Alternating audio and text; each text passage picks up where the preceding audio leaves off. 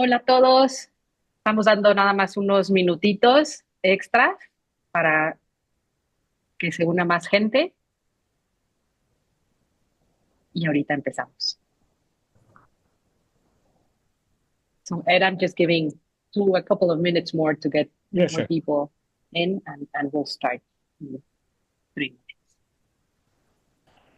Y todos los que están acompañándonos, siéntanse con la libertad. Va a ser una plática, no va a ser una presentación. Entonces, a Ed le encanta ver a la gente, a su audiencia. Entonces, si nos apoyan prendiendo sus cámaras, se los vamos a agradecer muchísimo. Y como siempre, ya saben que en los comentarios en la sección de comentarios pueden poner sus preguntas o hacerlas directamente al final.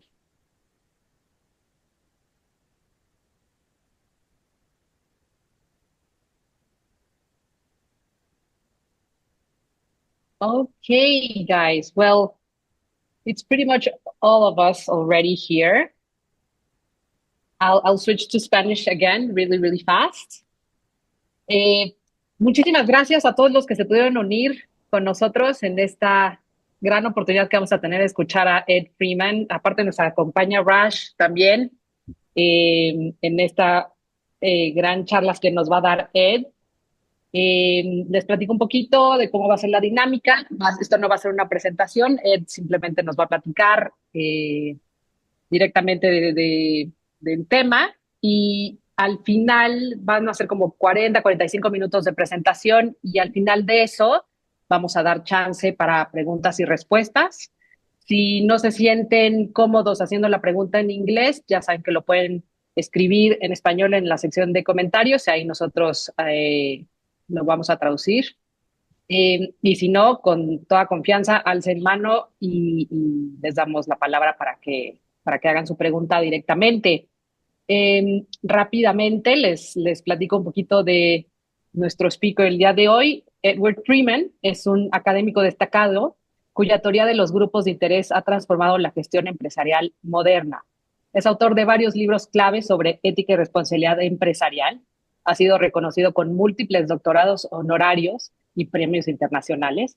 Además de su carrera académica, no sé en qué momento tiene tiempo para tanto, pero es un apasionado de las artes marciales y de la música, específicamente de soul y blues. Y de hecho la promueve con su sello discográfico. Adicional a todo esto, también es el creador y presentador de un podcast. Entonces, luego los podemos compartir y creo que, Pato, podemos compartir muy rápidamente la pantalla donde está su, su currículum. Si no, con mucho gusto les hacemos llegar la información después, una vez que acabe Ed.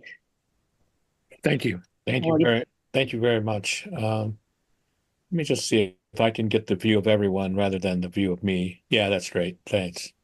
It's a very great honor to talk with you tonight. For a long time, ever since I met Raj Sisodia and John Mackey, I've been a real fan of them and what they're trying to do. I think there's a moment now in our history which doesn't occur very often. And I think the moment is one that's ripe for a revolution.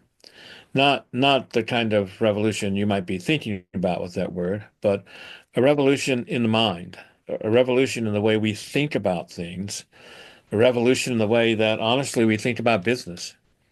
There's an old story about business, which you know, business is about the money, it's about the profits, and it's about profits mostly for shareholders. And that story, if it was ever useful, and maybe there was a time when it was, is not very useful in today's world. And yet we see it everywhere. We see it sometimes assumed by governments, and they undertake policies to implement it or to encourage it. What I'm encouraged about is the revolution is happening not in the academic world, well, it is, but it's happening in the real world. There are businesses all over the world, of which you're a group of, that have said, no, there's a different way to do business, and we're not just going to tell you, we're going to show you. I've had the good fortune to be around lots of those and to be around Raj and John as they built conscious capitalism. But my job has been relatively easy. All I do is write about this stuff. You're actually out there doing it. And there are thousands and thousands of you all over the world. Now, I think there's conscious capitalism, which I believe in and have been a supporter of since its inception. But there's probably a broader movement of people who don't know the four tenets of conscious capitalism, but want to run their businesses in a really different way. This is sort of brought home to me some years ago now. We were at a meeting in Washington at the White House, and I think Raj was there too, and others. Um, and Again, if I gonna get and the idea was what could government do to encourage people to run their businesses differently. And everybody who had thought about this sort of stuff, Raj and others, and people doing ESG, and the people doing impact investing, and the people doing conscious capitalism and creative capitalism and all those things, they were all there. And everybody sort of thought, the question Tom Perez, who was Secretary of Labor at the time, asked us, what's the right brand? And of course, everybody thought their brand was pretty much the right brand. And I thought, no, there's something bigger going on here. I'm not sure that what the brand is really matters. What matters is that we could isolate the four or five things that we really have to deal with, that would really help. And so two colleagues and I wrote this book called The Power of And. And what we tried to argue in that book is there are kind of five things that are the hallmark of this sort of revolution that's going on in business. I want to talk about those five and spend some of the time thinking about how that's connected to thinking about ethics in business. And it's going to be a little different than the sort of four tenets of conscious capitalism, and they're perfectly consistent with what I'm going to say. Um, this comes about, I think the revolution kind of comes about because there was this perfect storm that happened. We had the global financial crisis. Some of you may remember back to 2008, where we still have vestigial limbs of that in the world today.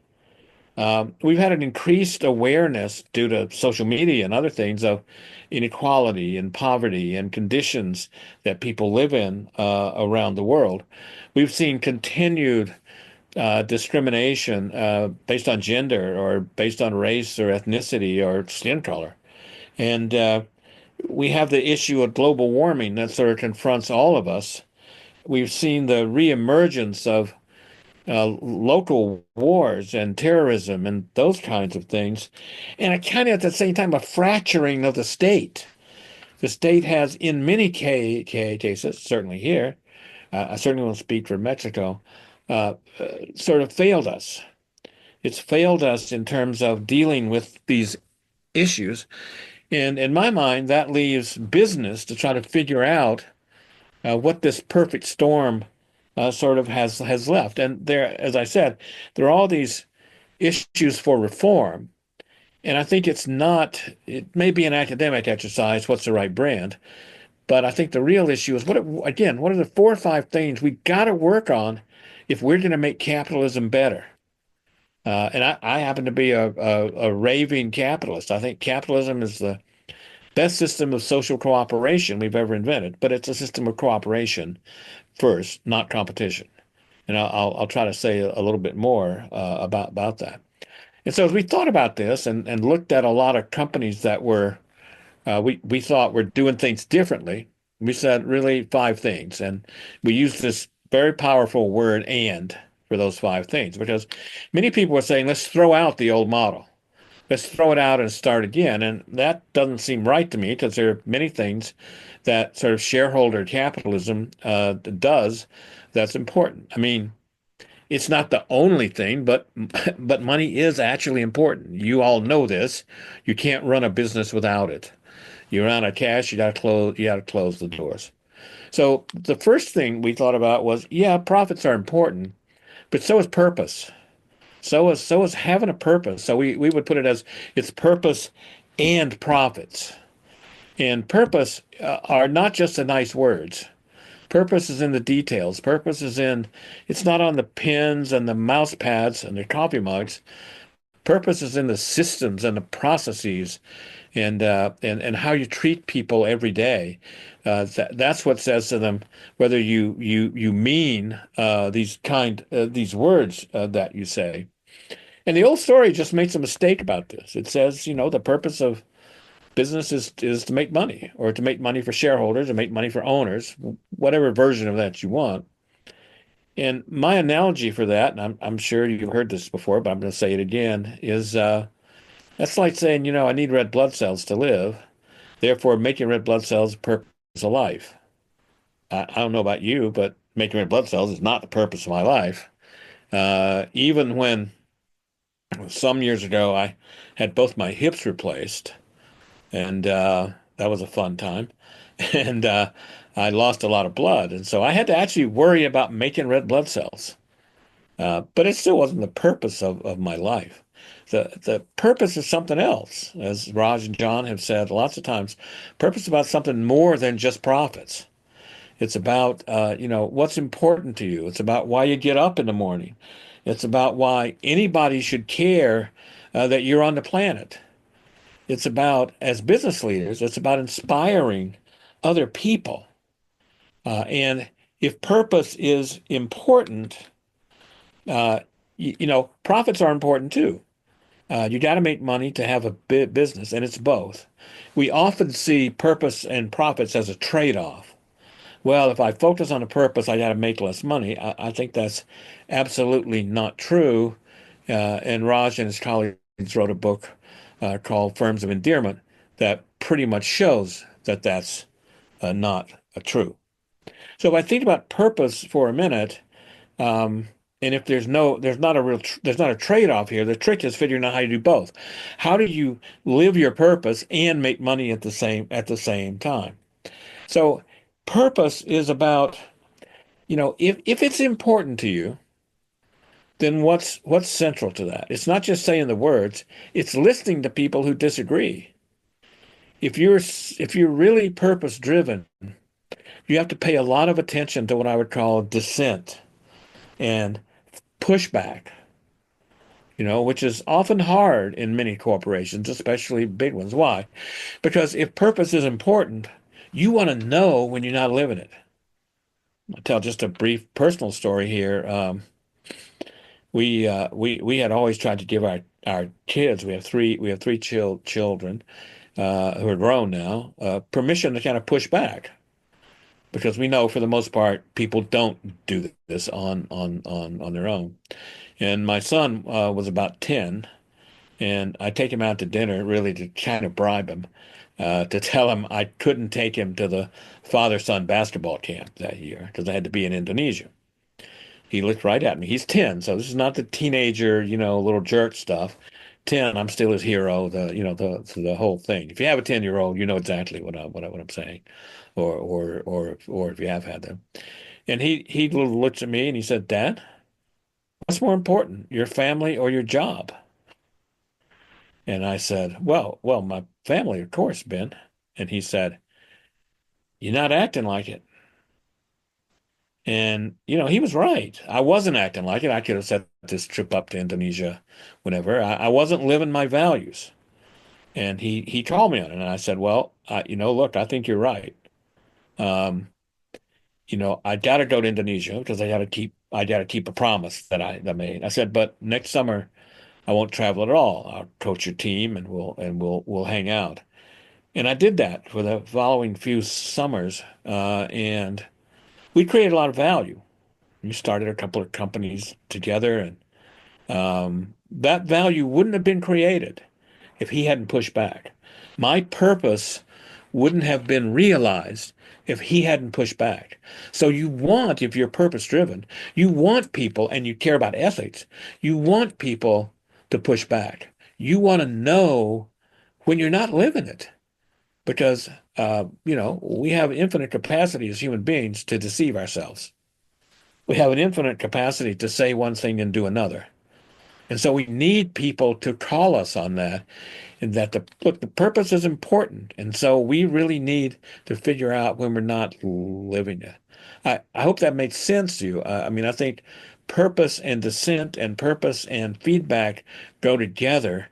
And oftentimes we just think about purpose as the nice sounding words. If somebody were to say to me, how's my company doing on purpose? I would say to them, well, tell me how you deal with people that disagree with you. People that are kind of raising issues about stuff. Because if that's not a part of it, purpose will just lead to kind of empty words. The second thing about purpose is it needs to be a live conversation. I've gone into some companies and they've said, "Oh yeah, we have a purpose statement, we have values. I got it on a card here somewhere. Let me try to find it." Well, if you have to read it out of a card, you don't have it.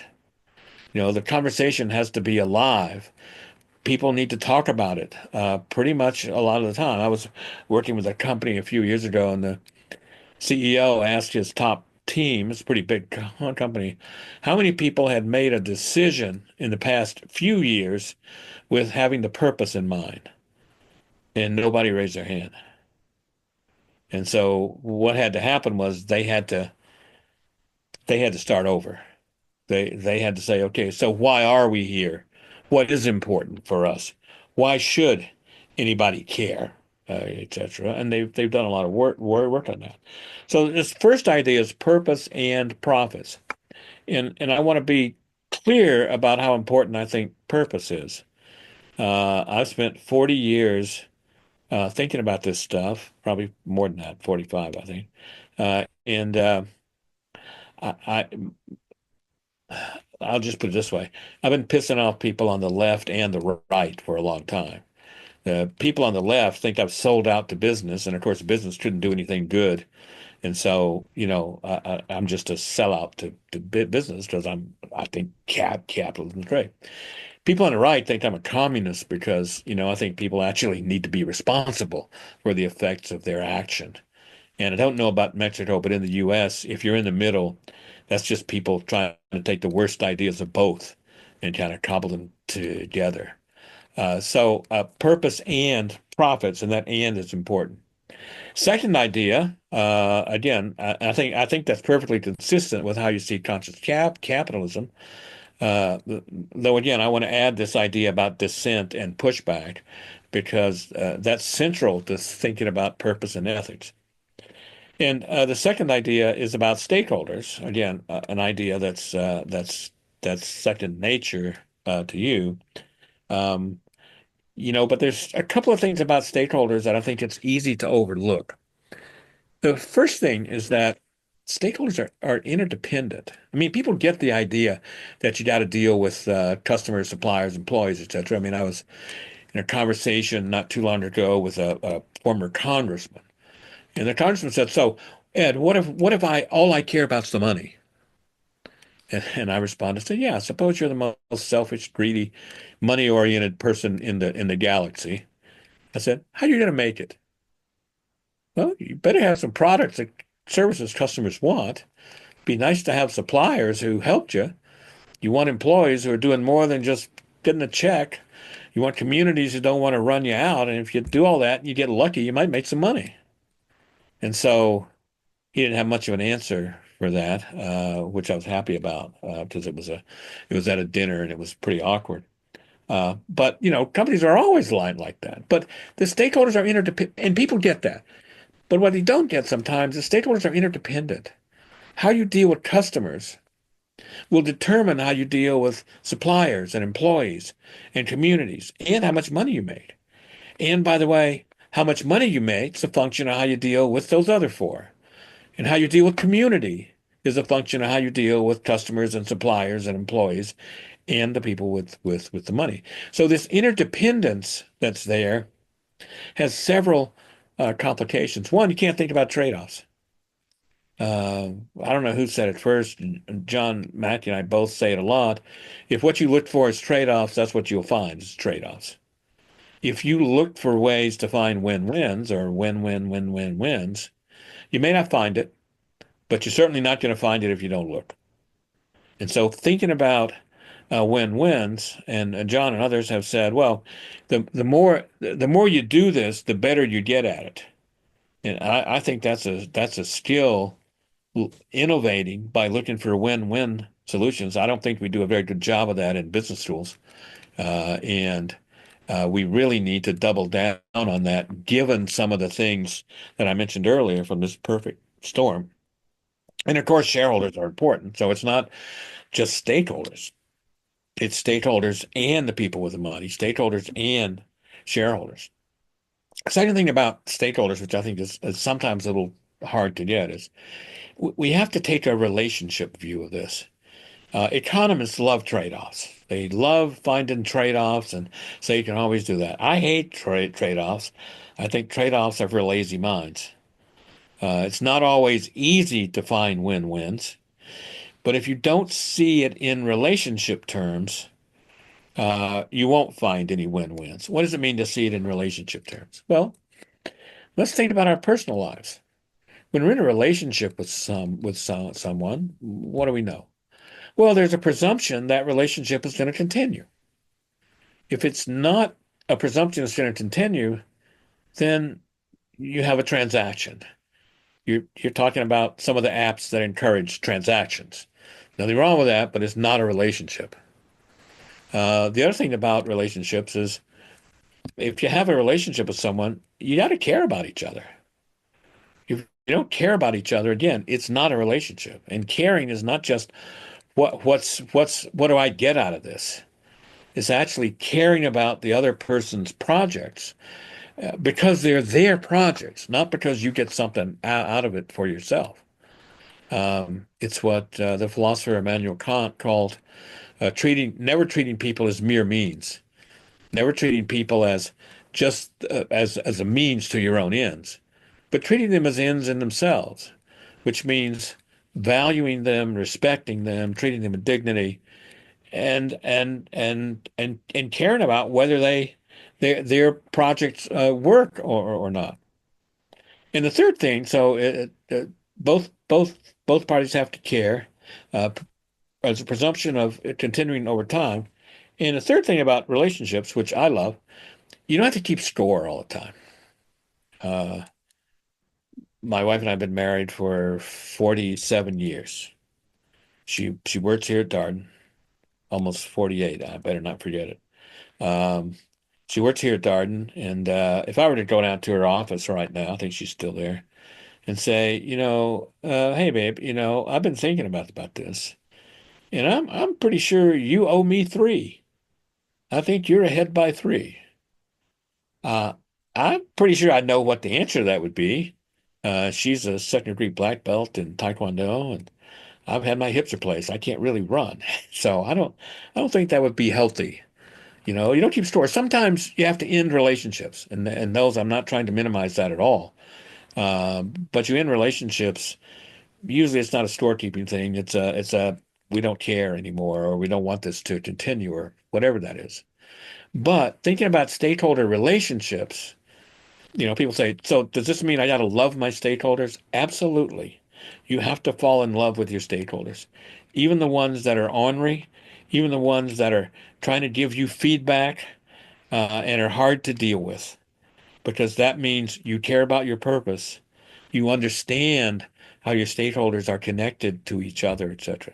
Doesn't mean you can please everybody all the time, but it does mean that you have to think carefully about what this relationship is and sort of how you want it to go. On this view, conflict is actually a good thing. It's again, and on the same light, we think about ethics as kind of angels and organ music and people sort of talking in hushed tones on the Sabbath. But actually, ethics is about how we're going to live. And people say all the time, well, I have to live with myself. I got to look myself in the mirror. I have to live with myself. And that's true, you do. but we got to live with you too. Your stakeholders have to live with you too. And so it's not just a personal thing of thinking about how your stakeholders can help you. It's a relationship thing that says, hey, we're in it together. So purpose and profits, stakeholders, and financiers. And the third idea is about this controversy that's now that's now really controversial here about societal issues. Should business be involved in societal issues? My answer to that is, duh, of course. You are involved in societal issues. Business is this great innovation machine to help us live better. Of course, market issues are important. I don't want to undersell that. Of course, you know better than I do. I don't have a real job, but you know better than I do that you have to pay attention to market pressures, but you have to pay attention to societal pressures as well. I think you know that as business people in Mexico better than many of our executives do here in the U.S. Because you know that part of what you're trying to do is just build a successful company and build really a successful country for your children. And I think we've forgotten that here a little bit. But it's absolutely important. Now, does this mean that you have to be woke, as some people, would put it? By the way, I don't know what the opposite of woke is. I think it's asleep. And I probably prefer being awake than asleep. But the idea is, do I have to deal with everything? Well, of course not. That would be silly. You don't have to deal with stuff you don't know anything about. But you do have to think through the issues, the societal issues that are a function of your business model that you need to deal. I mean, the oil companies need to deal with environmental stuff because it's a part of they're part of the cause of it, and they need to deal with that. They need to figure that out. Um, People that have had discriminatory hiring practices in the past need to deal with that. Whatever your business is, you need to think through what are my effects on society and what are the societal issues that I can make a difference on. I think it's foolish to think that conscious capitalism or stakeholder capitalism or whatever it is says you have to deal with all of these things. No, but you have to deal with the stuff that affects you. I think if you have trouble, let me just pick an example from here. If you have trouble let's say having getting women to be executives in your company, you need to deal with what's called DEI. You need to deal with what those barriers are and how you do that. But it's thinking about your business model in more than just the narrow, am I going to make money at this? You have to think about it in terms of your purpose and your values.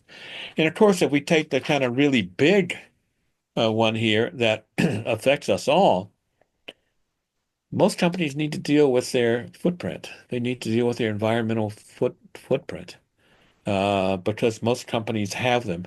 And we are not going to solve this. We're not going to solve the environmental issues in front of us without thousands of innovations, without companies taking on their part of this.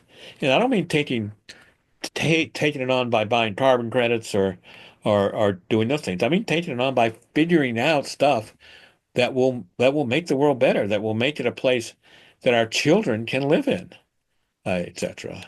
And that has to happen, I think, in every business. So purpose and profits, stakeholders and financiers, uh, societal issues and market issues. The fourth thing I really shouldn't have to say, I'm a little embarrassed to say it quite honestly, but I have to, and that is we need to see people in all of their complexity, not just as economic actors, not just as people who can uh, try to maximize their own short-term economic self-interest. Look, there are people like that. You may know some, and we have a word for them. We call them sociopaths. They don't care about anybody else. They can't empathize, etc. And again, I don't know about you, but here in the U.S., we elect those people to political office. And that's a nonpartisan statement coming from me. So I think we do it on both sides of the thing. And we have kind of an economics of sociopaths, because economists asked us to assume that everybody's narrowly self-interested in that way. I take that argument a little bit differently because I think even if you assume the worst about us, that we're all narrowly self-interested, what Adam Smith shows us is we still figure out how to cooperate. That business is a cooperative institution. And the idea that business is about competing red in tooth and claw is not a very useful idea. Business is about how we cooperate together to create stuff that no one of us can do alone. And what's a human being? Well, if you think for a minute with me, I'm sitting here timing me so I leave plenty of time for questions. And I'm doing it with an iPhone. Right now, think back to when, you know, we were just coming down from the trees in the savannas of Africa. And think back to where we are now with iPhones and all the other gee whiz technology that allow us to do this, right? Um, how did we do that? Well, one of the things we did, we figured out this thing called language. And then we started to invent vocabularies. So for instance, where do we find out about metal? Well, we kind of invented a vocabulary that let us manipulate the stuff we found in the ground. And pretty soon we were making bronze and iron and all those kinds of things. But we literally had to invent the language as we're figuring out what this stuff is. And by the way, people didn't do that alone. They invented vocabularies together. And then they figured out we invent this vocabulary together, we can cooperate and figure out how to make it useful to us. That's what I think the conscious capitalism vocabulary and the what I would call stakeholder capitalism, with this broader idea, what that vocabulary is. We're in the process of inventing a vocabulary that makes business better, that creates a new way to think about this. It keeps the good part of the old and tries to add to it with some different ways to think about this and some different ways to say it. So this stakeholder vocabulary or conscious capitalism vocabulary turns out to be really important. And when I say vocabulary, I don't mean just the words. I mean the actions that come with that. And that's how language works. We use it to coordinate our activities. And we need to see human beings in all our complexity as vocabulary inventing beings who can cooperate together. First and foremost, human beings are cooperators. Yeah, we can compete, and we do that. That's a second order property. That comes because we want to have fun competing against each other, or in a free society, it gives people options. But the secret to building a great business is that cooperative glue that you have with customers, suppliers, employees, communities, and the people with the money. If that makes some sense to you, I just got to get my watch here. Yeah, that's making sense. The last one, purpose and profit, stakeholders and financiers, uh, um, societal issues and market issues, humans in all their complexity, and as economic because we can be pretty nasty people as well, as we're seeing in part of the world now. And this last thing is we got to put business and ethics together. If I tell people I teach business ethics, you know what they say. I see some of you smiling now. The people have to manage not to laugh. They have to say, "Oh, business ethics. I didn't know business had any." Or business ethics contradiction. Two words that you put them together, they don't make sense. Like jumbo shrimp. Or my favorite one is American football. I have played the game and I don't know the rules. And because you don't use your feet. I mean, the whole thing just doesn't make any sense. But I'll probably watch the Super Bowl anyway. Um, but business and ethics, the not they don't mix. It's a joke. And as long as business ethics is a joke, I can tell you we have work to do. The business people I know, and I've been lucky to meet thousands and thousands of them all around the world, they're not unethical. Yeah, there's some, but there are some priests that are unethical, some professors that are unethical, some executives that are. I don't think any one of those groups have a monopoly on that. So that's certainly there. But for the most part, they're folks just trying to do the right thing. And this idea that business and ethics don't mix, I personally find it insulting. I find it in insulting to the people I know, to my students, to all of you, to me. I mean, if if business people are unethical, God knows what people who teach business ethics are. They're the kind of layer under the whatever the pond scum is of executives, etc. But one of the things we know is that um, the studies of trust in business are at an all-time low. I think the trust in executives in the U.S. is at something like 12%, or something. And it used to be that the only group they beat was politicians. Now I think the only group they beat is maybe media. But in either case, that's not much of a victory, it seems to me. And business just can't be successful without some version of public trust. And while public trust may be low in business, if you actually look at trust in companies, in particular companies, that can be much higher. So the question becomes, how do we avoid this issue of public trust just getting out of hand? And so what you have is people that get elected to office No, who de don't trust capitalismo business. consciente, que And tengo so miles de esas juntas. what they have to do is pass laws that hamstring business. And that's not a good thing. So public trust is an important ethics issue, it seems to me. If I were to say what's important about understanding business ethics in this sort of new story of conscious capitalism or stakeholder capitalism or whatever version of it you want is fine with me if you deal with these five things. I would say there are kind of three things that are incredibly important to put ethics at the center.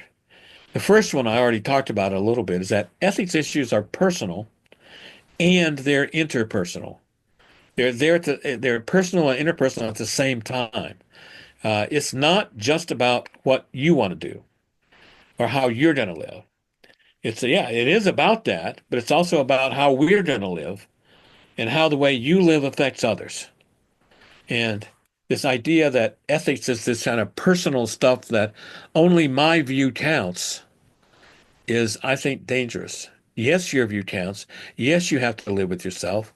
And as we all know, our actions have effects on others. And we have to pay attention to that as well. So I would say ethics is personal and it's interpersonal at the same time, and again shows up. The other thing is that there's this idea that, in keeping with that kind of my private conception of ethics is is what rules the day here for me. And so let's suppose we have a difference, and let's suppose for a minute I'll pick on Raj here. Let's suppose that. I'm a worms and dust Darwinian. I think end of it, that's all there is, worms and dust. And Raj is a very devout religious Hindu or Buddhist or evangelical, whatever, it doesn't matter. And we're trying to solve an ethics issues. And I keep giving Raj, an issue like maybe abortion or pornography or pick your favorite ethics issue. And I keep giving Raj worms and dust reasons. And of course, he didn't care at all about that. And he keeps giving me religious reasons. And of course, I don't care at all about that. What's going to happen? We're going to just talk past each other. So what we have to do is find in the space of public reason, things we can agree on. And it won't do to just keep trying to convert other people to our private point of view.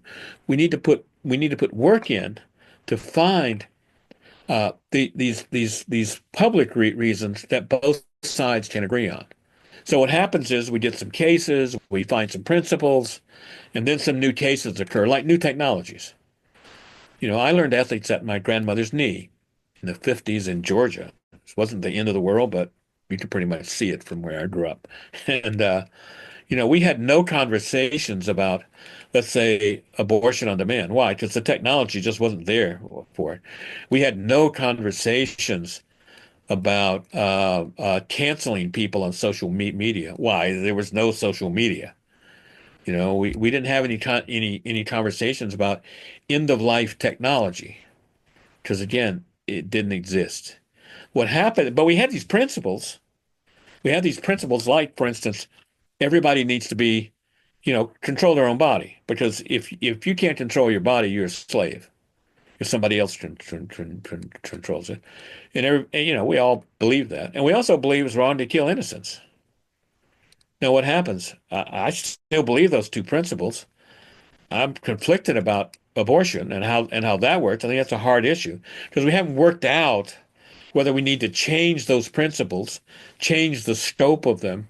The conversation, maybe we find it in some places where there's a compromise and then it gets upended. And so this process of coming to grips with very different moral or ethical points of view takes time in society. And technology moves very fast. My favorite example of that is what I would call the kind of stuff theory of property. You know, this is my mug. I got it. You don't. My stuff. But suppose my stuff is just long series of zeros and ones. It's digital. I can have it. You can have it as well. Pretty much the cost of giving it to you is free. Nothing has to be manufactured or anything. I don't have to use any whatever this is made of, right? And so property is a hard time. And so we invent this thing called intellectual property.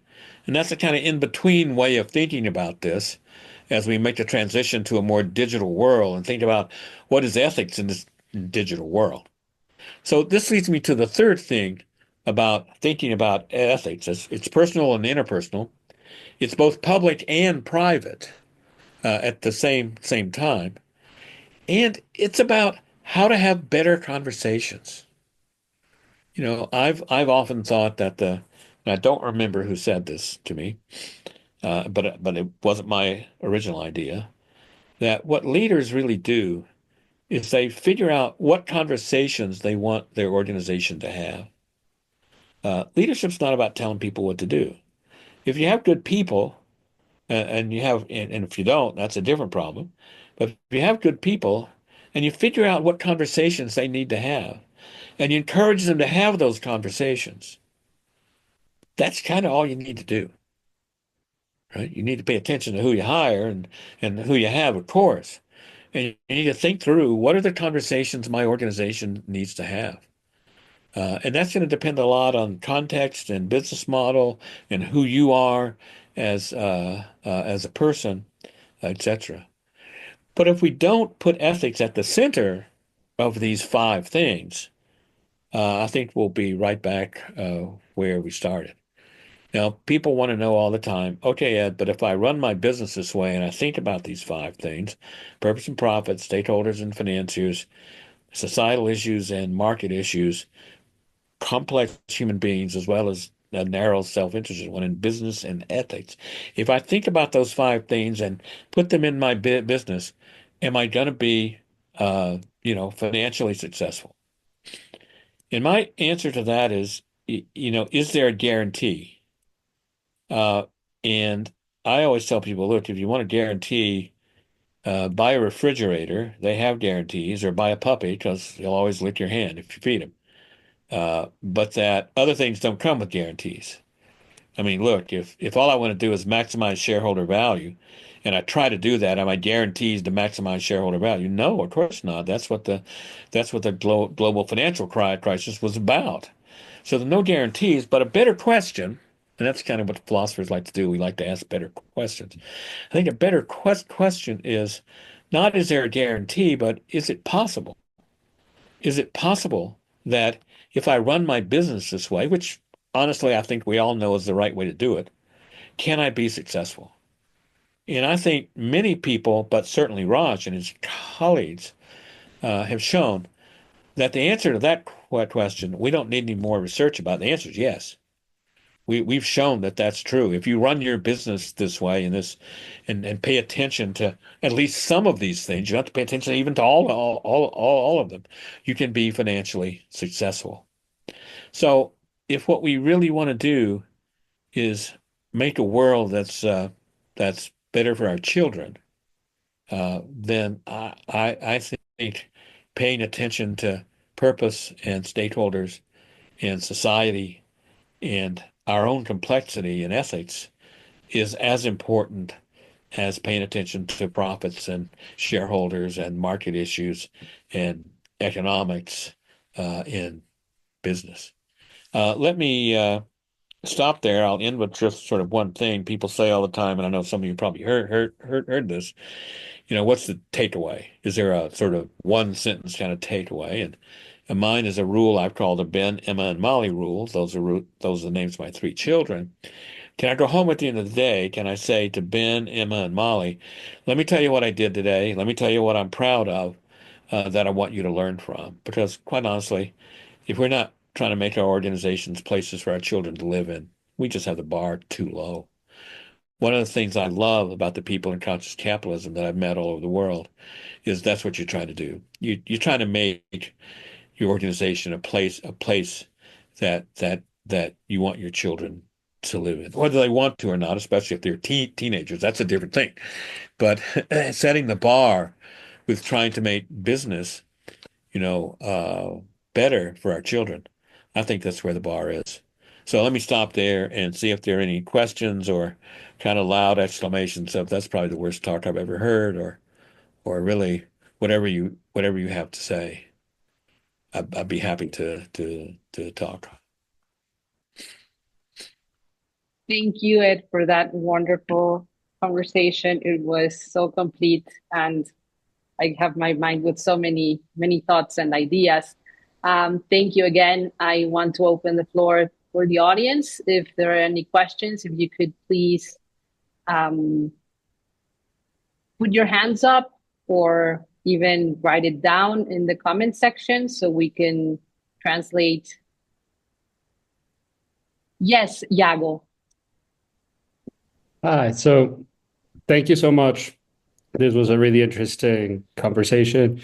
And I was struck by one of your comments early on when you asked the rhetorical question, what have we done as a team recently that takes into account conscious principles? And I think that was a very interesting challenge because I feel like in a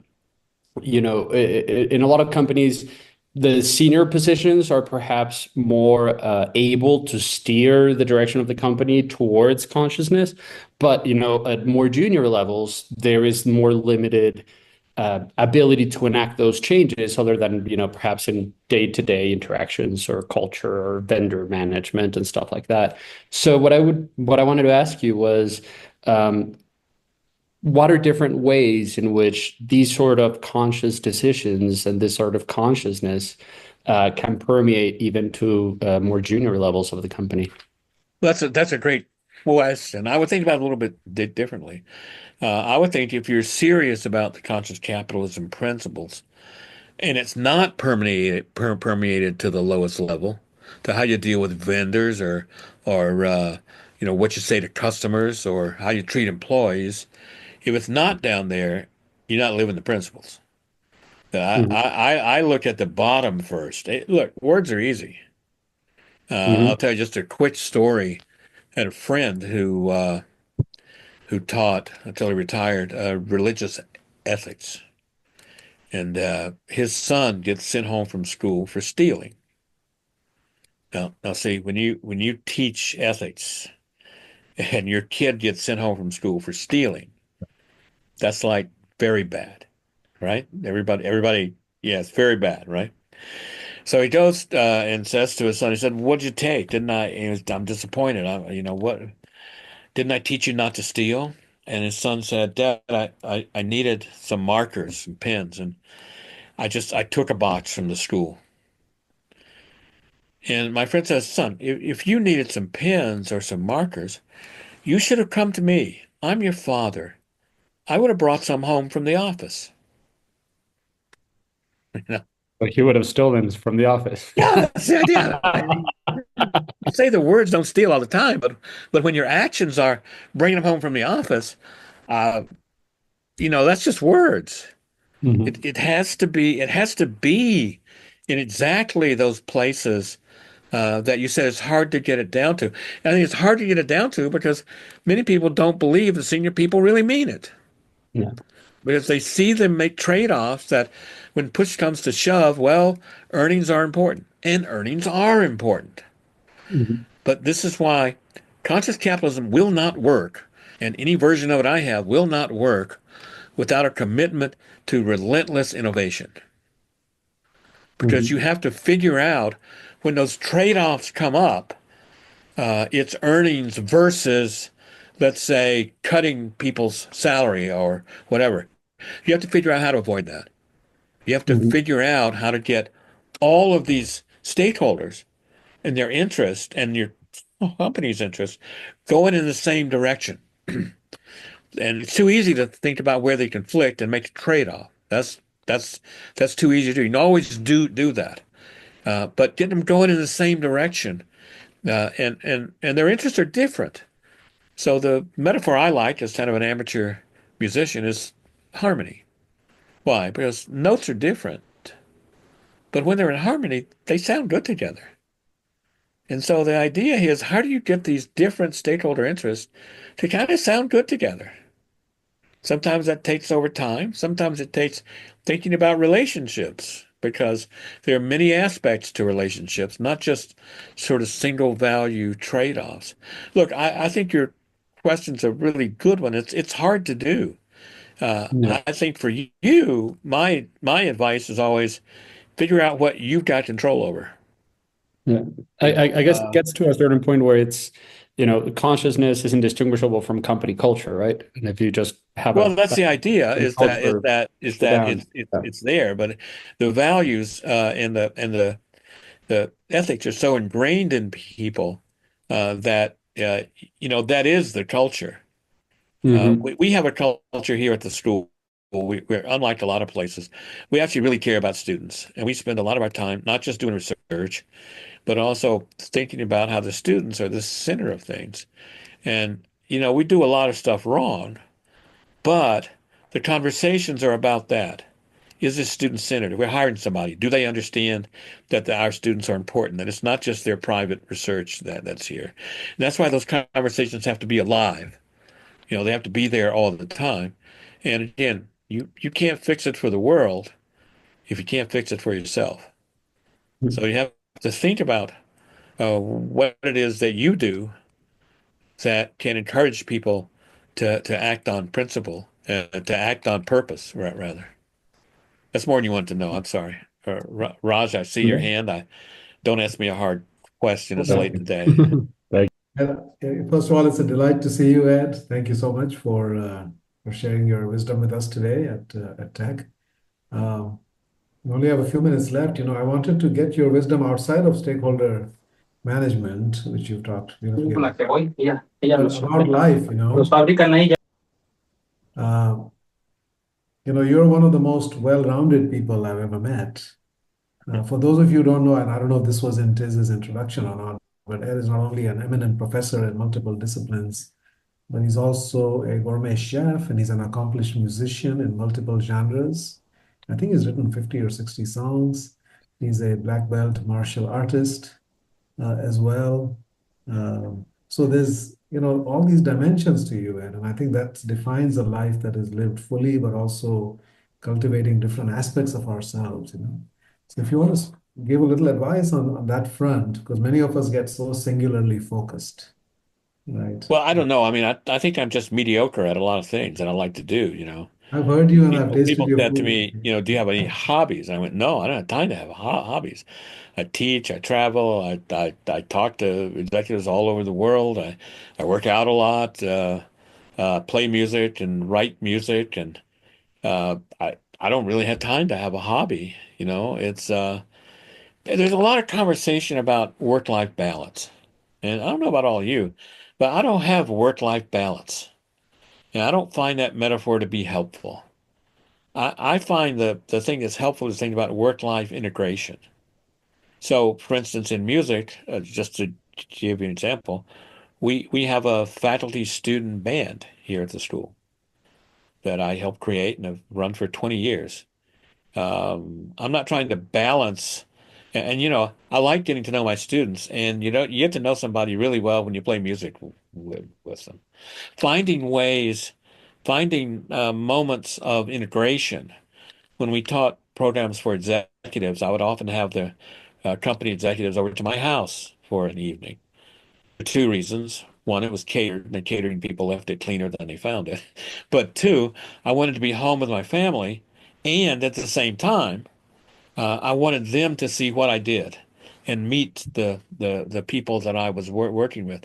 So where you can find these kind of moments of integration, where work and your life outside of work can go together, I've found those to be really kind of precious because, you know, life is short.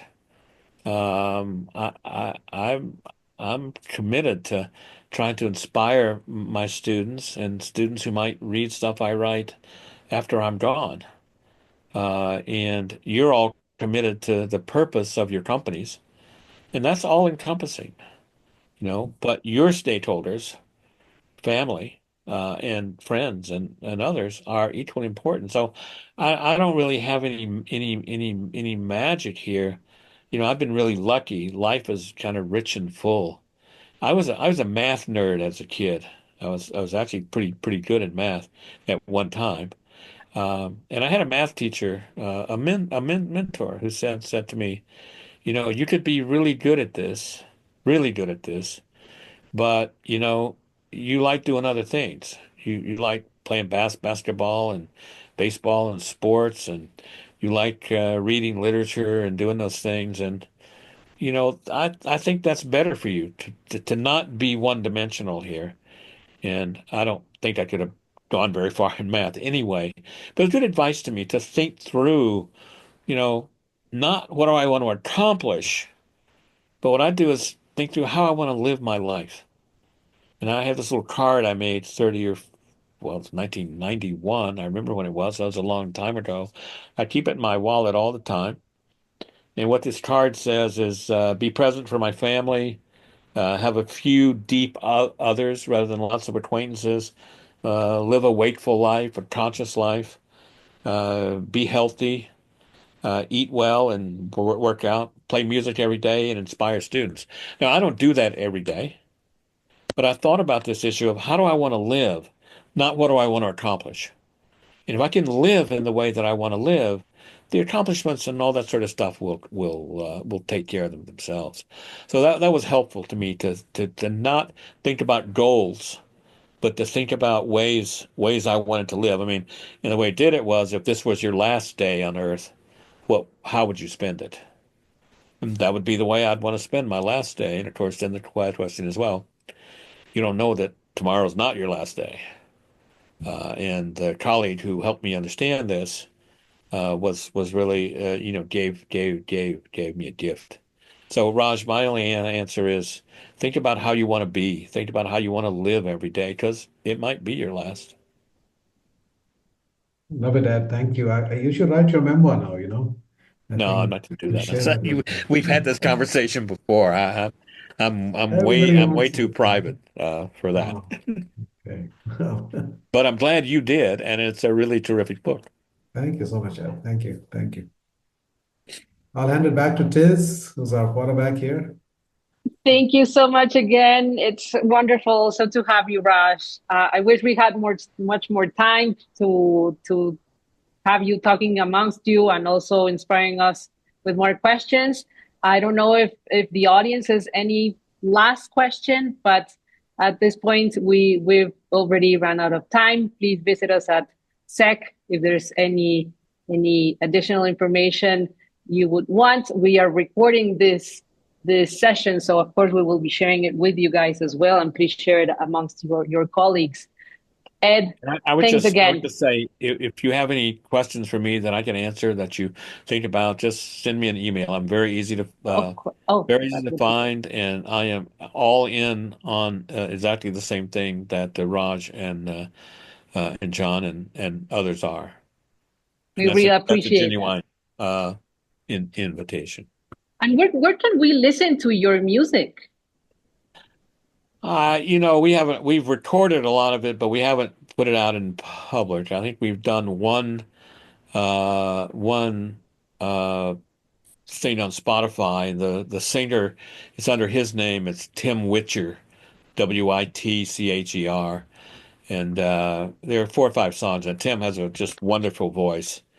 And that's our band. We need to put some more out, but to be honest with you, I haven't had time to get it mixed. We'll look you up for sure.